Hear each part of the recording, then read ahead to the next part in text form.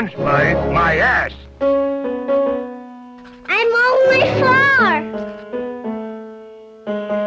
Bonjour, Monsieur Pussycat. Cracking toast, Robert.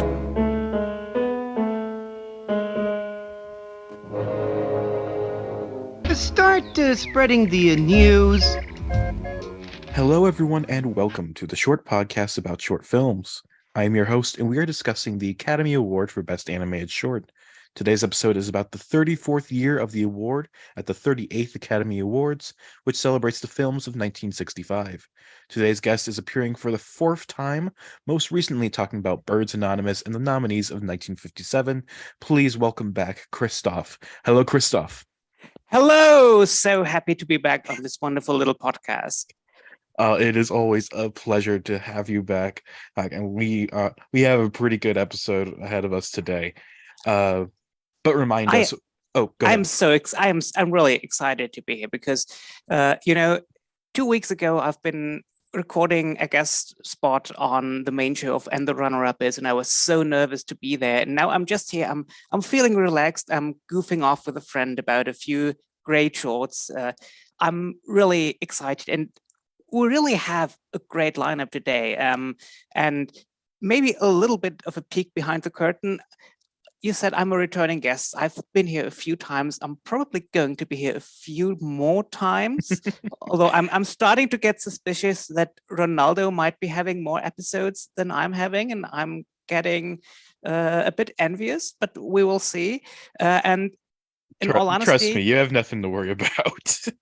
Okay, because I'm in some of episodes because you invited me to them, and I'm in some other episodes because I asked to be invited to them.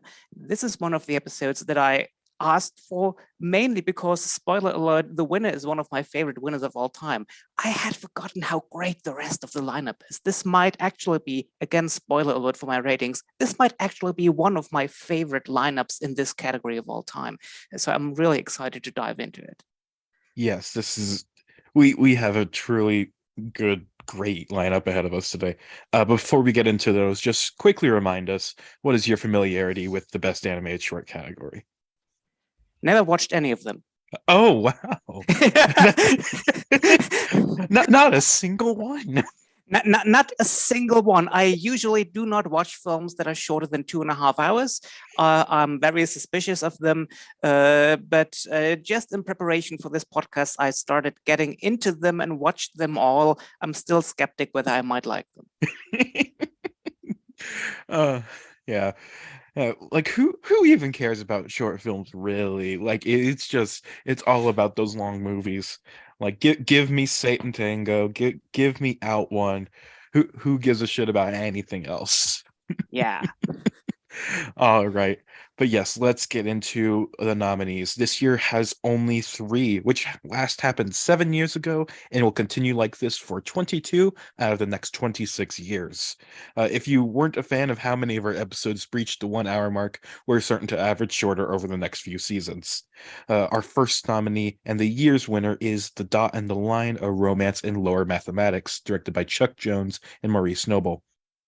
This is the 3rd nomination and first win for Chuck Jones, and the first nomination and first win for Les Goldman, as well as being the final nomination for both men and the final nomination and win for MGM. Between their 3 Harmon Ising shorts, the 18 nominations and 8 wins that were produced by Fred Quimby under their own label, and 1 short produced by William Hanna and Joseph Barbera, and this last nomination and win with Jones and Goldman, making a total of 23 nominations and 9 wins for the company.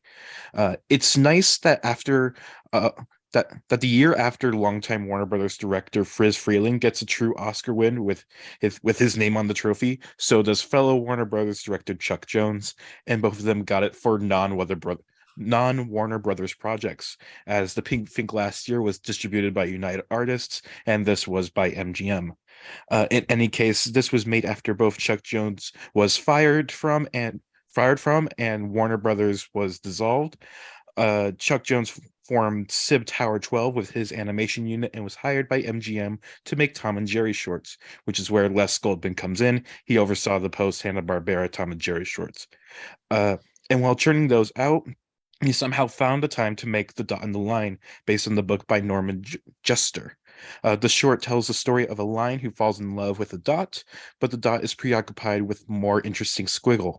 The line feels defeated and must come up with some way to get the dot's attention. Christof, start us off. What did you think of The Dot and the Line? Well, first of all, justice for Chuck Jones. I mean, it's hard to imagine how neglected Chuck Jones is by this particular category. He might be the greatest animator of all time, the most innovative animator of all time. The last year we've been talking about What's Opera Dog was shortlisted but didn't make the nomination. And we've been talking about 5 shorts that were way, way inferior, even although we liked some of them. You probably more than I did. What's Opera Dog is one of the greatest of all time, and it was not nominated like most of Chuck Jones' absolutely stunning, great shorts were not nominated for some reason. And I'm so happy that he got in for this one because I really loved this. It was one of the first Chuck Jones shorts I've ever watched, and I was really amazed by what he did here because he really has no characters here. He has a dot and a line and a squiggle, a sensible straight line, a frivolous dot, and a good for nothing squiggle, who is gay and free, we are told. So we got a straight character and a gay character and a floozy in the middle. These are faceless shapes. And at the end of the short, I was really caring about the line, and I really wanted the line to be happy. And it's just, this is an example of what you can do with animation. You do not need familiar characters. You can tell your story with anything. You can have just 2 one-dimensional shapes or 3 one-dimensional shapes if you include the squiggle. Much of this comes here also from the narration, which is provided by the great, great, great Robert Morley, who has a funny way of delivering his lines. But the animation is also part of it. Animation helps making some of the puns, just when Robert Morley says that the line was on edge, and at that moment the line goes straight to the right-hand side of the screen. When some things like that. The line is really a character who's growing in the film, who is seeking validation from the dot, who is in love with, and who finds out his potential, and who really realizes he can make angles, and at first turns into a chaotic mass of angles and realizes this is cheap exhibitionism, and finds a way to turn this into beautiful and ever more complex abstract shapes. It's just wonderful how, again, without any recognizable characters, here we have a beautiful story with almost a bittersweet ending, also because at the end we're literally told that these 2 aren't living happily ever after, and maybe we will have to dive a bit into the end because we don't learn a lot about the dot in the course of this short. I have a few ideas about the short that I might be talking about after I hear what you think about the short as a whole. As I said, I watched this very early on my way to loving the shorts, and it has been a favorite of mine ever since, just because it really showed me what you can do with a form of short animation.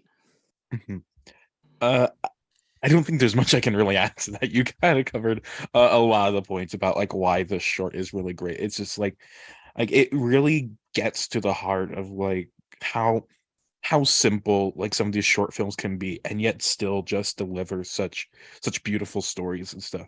Where it's like literally just these very simplistic shapes that are miraculously personified, right, and given to us just this full emotional breadth of these characters.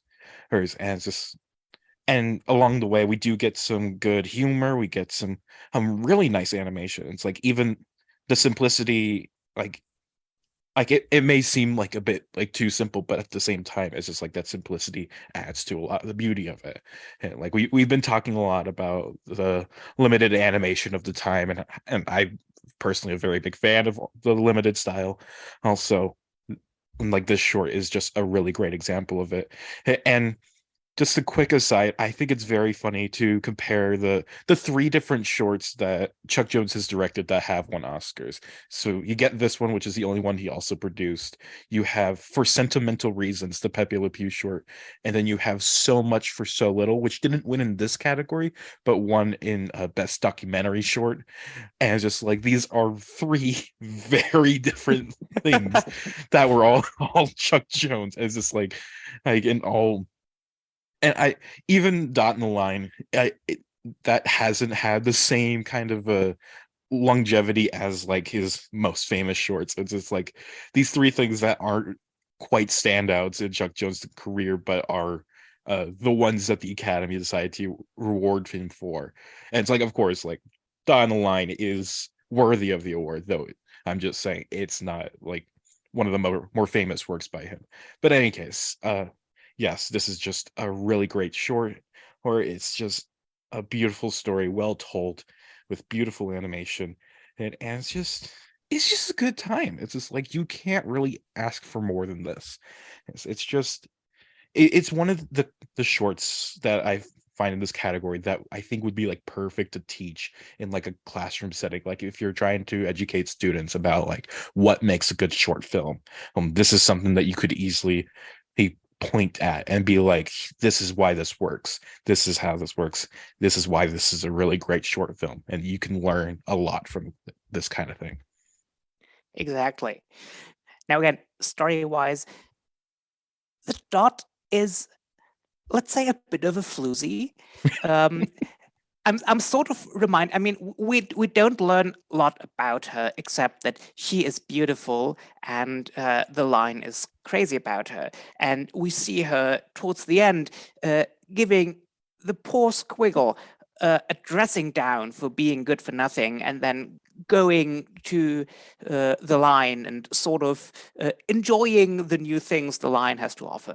And I'm sort of reminded of, well, one of those shallow women who maybe were 6th runner-up in the 23rd season of Top Model and who are now the wife or girlfriend of a footballer with an Instagram account with I don't know how many gazillion followers.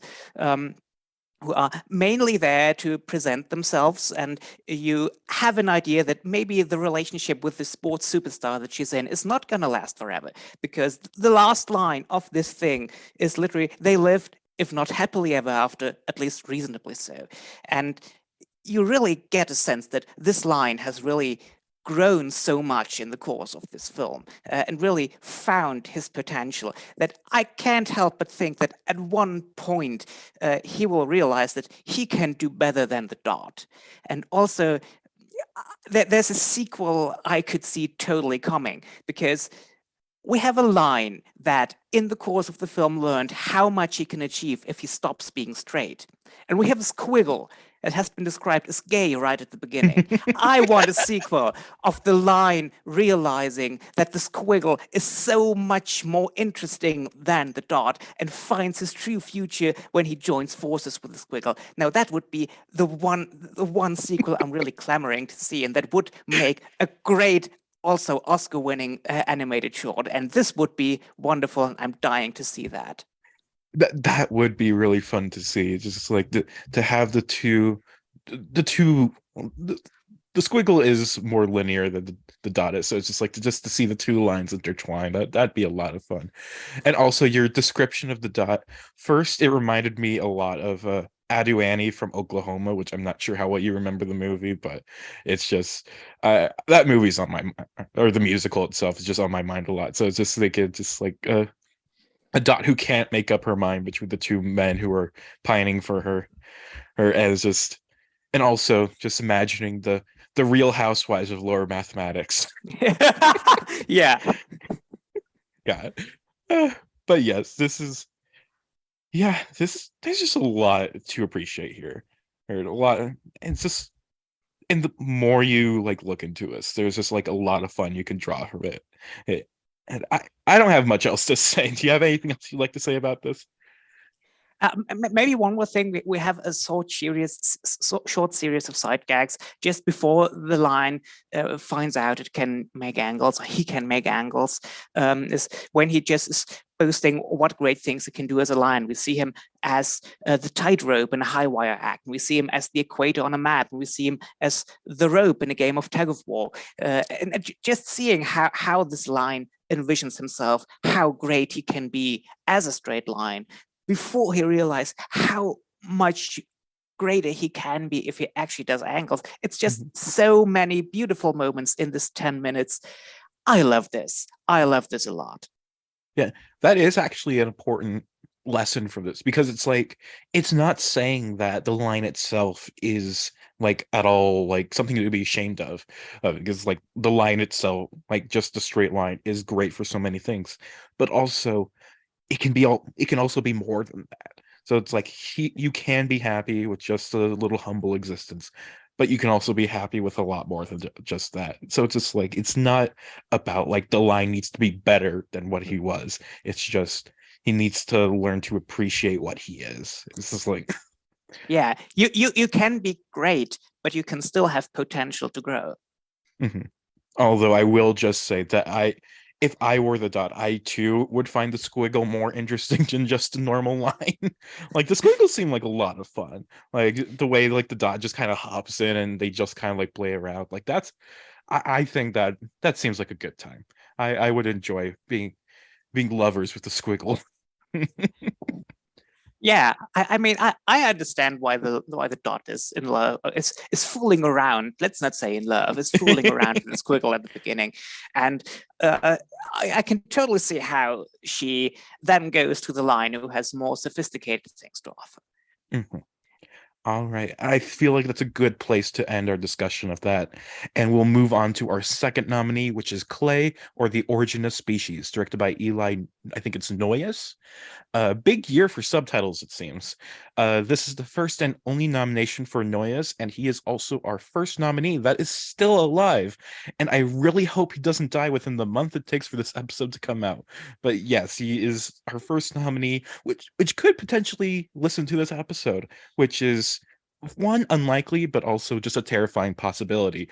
And it's like, as these years go on, I am a bit nervous about the fact that, like, some of these filmmakers I'm talking about, potentially even talking bad about, could listen to these episodes and then contact me and be like, hey, I don't like what you said about me. But Eli Noyes has nothing to worry about, as we'll get into. But let's get into his backstory first of all. Noyes learned about animation while at Harvard, which might sound strange, but yes, Harvard is actually quite notable for animation, and this short is one of the reasons why. Robert Gardner, director of Harvard's film program in the 60s, enlisted Faith and John Hubley to teach animation there in 1963. From there, the animation program grew and grew, and this early stage gave birth to two filmmakers who pioneered the two mediums of animation. Caroline Leaf, with her film Sand, or Peter and the Wolf, was an early example of sand animation, where you put sand on a backlit piece of glass and shape it into figures, which Noyes also took part in. And today's film, Clay, or The Origin of Species, of course, pioneered the art of claymation. And though, yes, of course, he is also a key figure in sand animation with the shorts Sandman and creating the sand alphabet that is frequently featured on Sesame Street. This short was cited as a direct influence on the founders of Aardman Animation, Peter Lord and David Sproxton. But what is Clay, or The Origins of Species about? Well, as you can tell by the title, it is a comedic depiction of evolution and the variety that is found in life. First off, I just want to say I really do love the animation here. It's like, it is early in the art of claymation, but oh my god, it is just so fun to watch, because Eli Noyes just really enjoys like having the creatures like morph into one another, where it's like you have this one like creature and then the clay just clumps back together and then morphs into another one. And it's just like he is really just playing around with this material, and you can tell he is having fun, and I am having fun with him. It's just a very, very fun short to watch. Just as a visual experience, it is just very fun.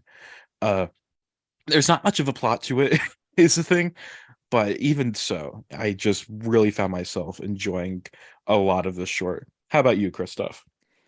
I really love this. I mean, this is the kind of film that if you look at it now, it looks a bit crude because you basically get just clay in front of a white background with a nice, smooth, somewhat jazzy soundtrack in the background.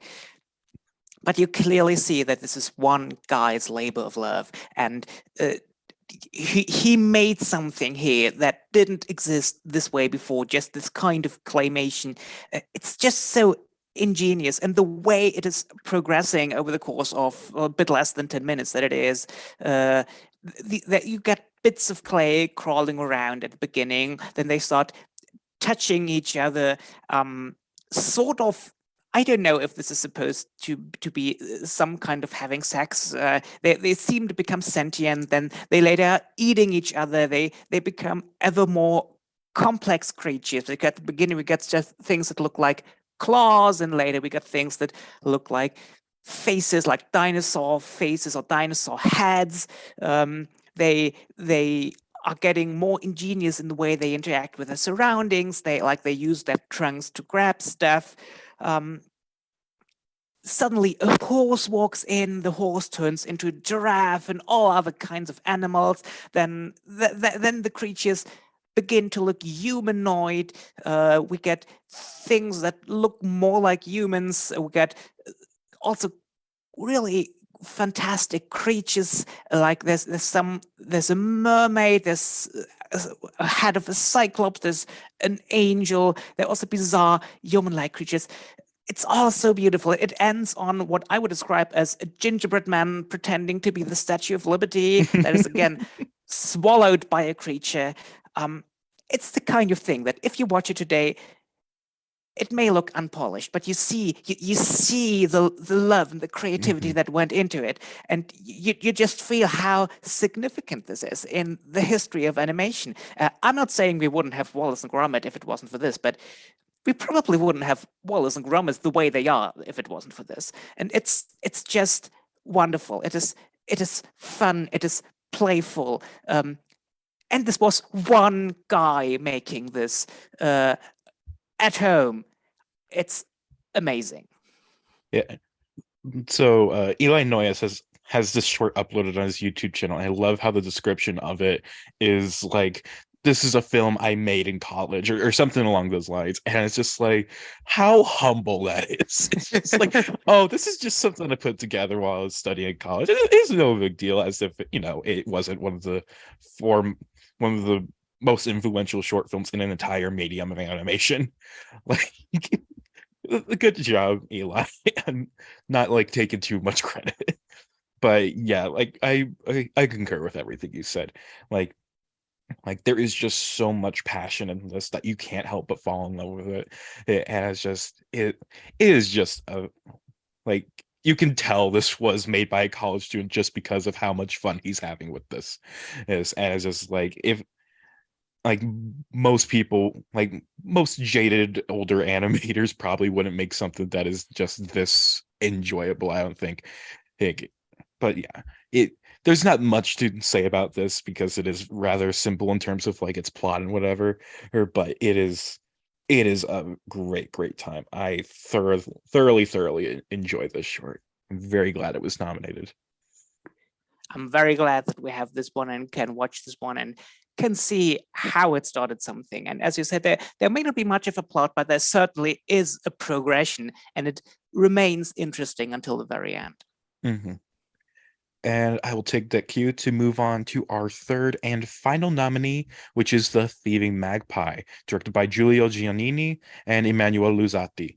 This is the first nomination for Emanuele Luzzati, and Giannini goes unnominated, though I think he should have been. What is there to say about either man? Well, Luzzati has a Wikipedia page, which tells me that he and Giannini first collaborated in 1960, with several collaborations afterwards, and that Luzzati is also an accomplished author and a set designer for many operas. But most of the page is wholly writing out, translating, and talking about a book of his, Ronald and the Wizard Calico. I don't understand why that is, but I felt like sharing it with you all. But back to the Thieving Magpie. It's based on an opera by Giorgino Rossini and tells the story of a hunting party that goes out in search of birds of all kinds. While many die, one magpie makes its escape, and it looks for revenge. Christoph, what did you think of our final short? This is another one. This is maybe the most surprising one to rewatch because I didn't remember loving this one so much, but it's really another beautiful little short film that we have here. This is basically our resident big guy, little guy short in this lineup because here we have a little thieving magpie who takes on an entire army, actually 3 armies, because there's 3 kings who have decided to fight all the birds, and they're killing all the birds.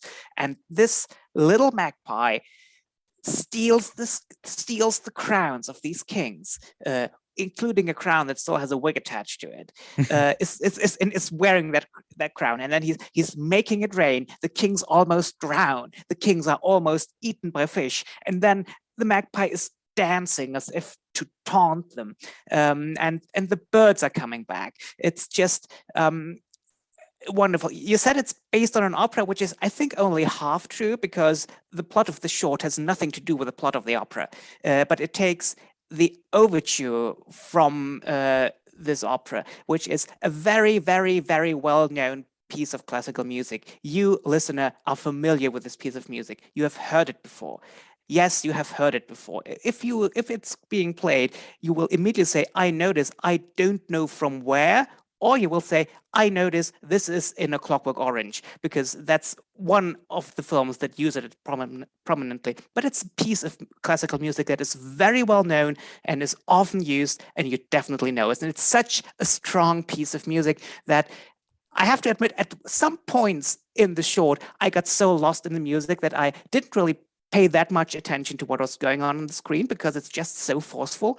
But it's really making wonderful use of it as we are watching this one magpie fighting these entire armies, and it's just so playful in what it does that I really enjoyed it a lot. Mm-hmm. Yeah, I love how the 3 nominees we have today are each like so distinct in terms of their style, and yet they're all just so gorgeous to look at. And like this one has sort of the style of like an illuminated manuscript or something like that. And it's just the colors are so beautiful, and it's just amazing to look at. And of course, just like the combination of the music and animation is just so well done. It really feels like they are moving it in motion together. And um one thing I notice in this is that I think like around the middle of the short, there's a point where it's like you have these 3 people from the hunting party or whatever who are trying to, just row back to their castle or whatever. But the magpie sees them, and apparently, I didn't know this, but apparently magpies can control the weather and like the ocean, and it's just like that. That was fun to see. You learn something new every day. It's a very powerful magpie. And then, so yeah, the magpie controls the ocean in order to drown to first knock the people out of their boats and then have a fish eat them, which is fun. It's always fun to see fish eat people. There's always a bigger fish. I mean, it's certainly more fun than the opera. I mean, the plot of the opera, as far as I'm aware, is about a servant girl who is accused of stealing a silver spoon. And as happens when you're accused of stealing a single item of cutlery, she's sentenced to death for it. And she's only spared when it is revealed that it was actually a magpie that had stolen it. So basically, the title of the opera is a huge spoiler alert. I mean, maybe it is fun. I don't know, but this is really fun. And seeing this one magpie dancing around and stealing those crowns, and I mean, as you said, not only controlling the weather, but actually controlling the sea and making really huge waves that almost these kings are drowning in. It's just so much fun to watch, and it's just the colors. It looks great. I really have absolutely. I said this about the previous 2 one, but also I say it with this one. I love this. I also love this. It is very good, very fun. I and like you were saying before, it's just like I hadn't remembered this short film all that well. Like when I came to rewatch these, and it too for me was just a big surprise at just how much I love this on a rewatch. As just like it's just truly a great short. All of these are just truly great shorts, and it's just like I feel bad that I'm going to have to rank them. It's just like, Yeah, they but they they would be my each one of them would be my number one in many lineups mhm. throughout the years. Yeah, it can be incredibly hard to find a lineup with just one film that I love. Meanwhile, this one has only three nominees, and all three of them are Yeah. great. Hey, and it's just like that is a blessing that we have to appreciate while we can. I would really go as far as saying that any one of these would probably be my number one in and every single lineup that I have been discussing on your show so far. Oh, and certainly the lineups that we'll discuss in the future, or at least Yeah, our next immediate one. No spoilers, no, but no, no spoilers, but let's just say I'm really looking forward to the next episode I'm gonna be on for very different reasons than this one. it also features a bird. Yes, and what a bird it is! Anyway, that's enough teasing. Do you have any final thoughts about Thieving Magpie? I think I have gushed enough about it. All right. So now that we've gone through and talked about our three nominees, let's rank them all. Christoph, start us off with your number three. Ah, this is really hard. I would almost love to award a joint second place because none of these deserves to be last in any lineup, but it's just such a great lineup and I have to rank them somehow. And so I will put the Thieving Magpie on number three, if only for the sole reason that the music is just so strong that at some points I'm lost in the music to the point of not paying that much attention to what's on the screen. But that's really a strange thing to say why I'm putting something less because the music is so great. So for this one reason, number three, the Thieving Magpie. And my number three is the dot in the line romance and lower mathematics. Uh I don't have much of an explanation for this one. I think the other two just kind of hit me emotionally more, which is a bit weird to say considering this is the one that's like, a romance story while the other two are much less emotionally charged in terms of their storytelling thing. But I don't know. It's just I found myself moved by the other two more, I guess, though this one, of course, is still great. Number two. My number two is Clay, or The Origin of Species. It's wonderful.